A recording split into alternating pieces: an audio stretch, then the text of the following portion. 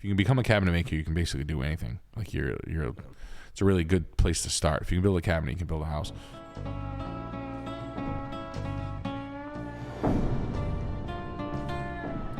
We got Grim Tate with the $50. Hey, Master Nick, I'm a 21-year-old apprentice electrician making just under $90K a year. I save $13.50 a week, but I don't want to wait 25 years to be wealthy. What side businesses should I look into while I wait to get my journeyman's license? Having a menu of easy side work, scaling out your side work. I don't know, do work. Like, you're not going to do bad work. Do work for your boys all the time, and start to hire other and start to group together and do bigger jobs. Jobs that aren't going to be inspected, wink, wink, stuff like that.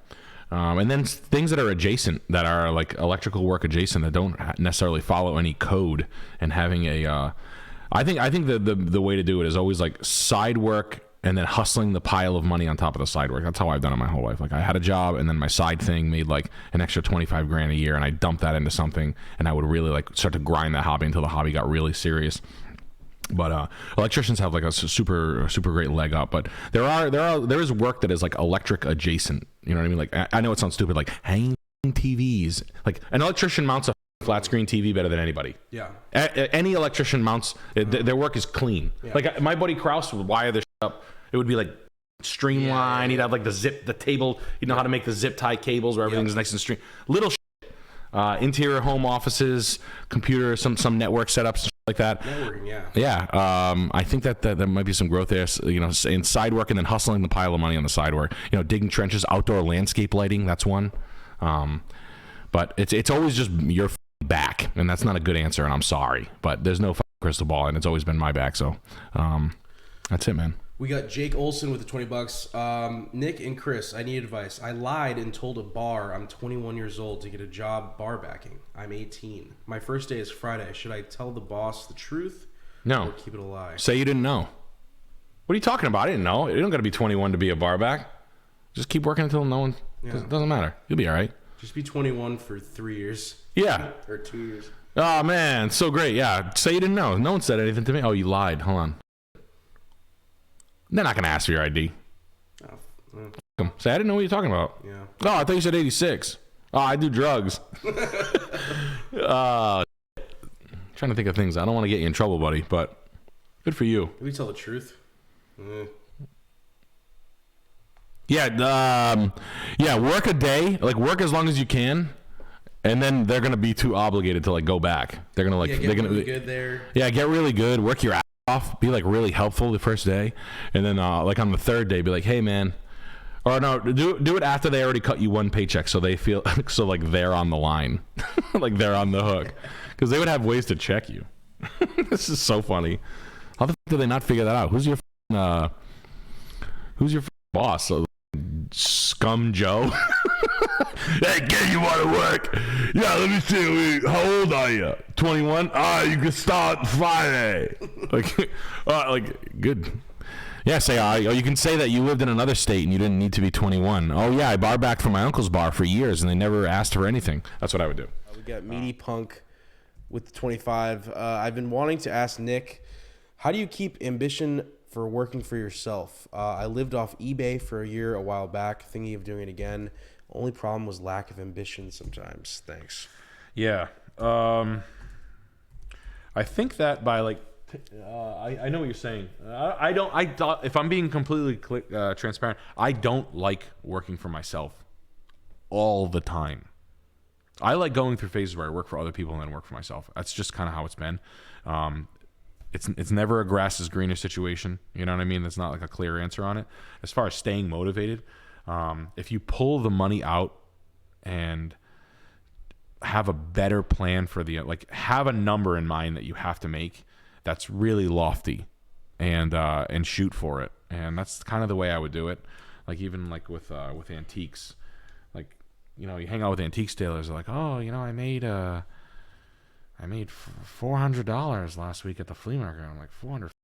Like, you ain't even eating for $400. What the f- are you talking about? So, you know, and then it's kind of like an all scalable thing. So if it's gonna take if you want to make X dollars, you have to work backwards from there.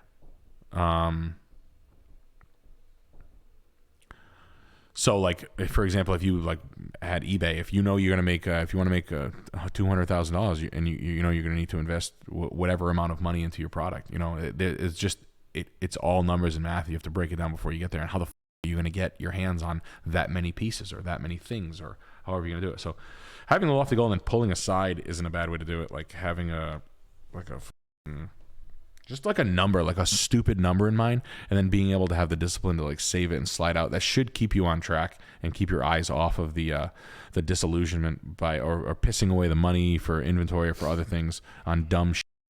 And hopefully that'll motivate your, because you know having like a barely pumping business is soul sucking, and sometimes you just want to like, what do I have to do? Oh, I have to go sell these Italian morons 5,000 Seek 300s to their fucking idiot kids. No problem. 30 of them a month, you'll pay me that much money? Okay, I'll be back. Yeah. Like sometimes it's nice. Yeah. You know? Yeah, I have to sell. Clear cut. Yeah. Do this, this, and this. Here you go. Go. Okay. And that, you know, you have to sort of like pretend like, you know, it's, when you're your own manager, you're just lying to yourself. You're just like LARPing a manager. You're basically schizophrenic. Yeah. Like, go into the Savers and find the most dope vintage sweatshirts you ever saw. Okay, myself. You're walking into a Savers. Go find me the Nirvana Smashing Pumpkins t-shirts, the black ones from 1994. Okay, self. I'm my own boss. Hey, you don't talk to me like that. You don't talk to me like that. Yeah. You know what? Treat yourself to a nice lunch. All right, I'll do that. Okay. Oh, yeah. Oh, what do you mean I can't have it? It's oysters. Legal Seafood's Oyster Month. I love PEI oysters. I know it's $75 for lunch. Yeah, I'm going out to eat with my boss. All right, well, table for two, please. You're just sitting at a bar. What are you having? Oh, I think I'm gonna have the ginger ale. No shit, I was thinking the same thing. It's always two ginger ales. 2 ginger ales. A dozen. How many oysters you feeling? I'm probably good for a half dozen. All right, cool. 12, please. We got Henry with the 25 Canadian. Ernie. I have a buddy starting an air duct cleaning company. Do you think it's worthwhile? Do you think it's a worthwhile investment? How would you grow that business? Is there anything better to do that's kind of similar? Air duct cleaning company.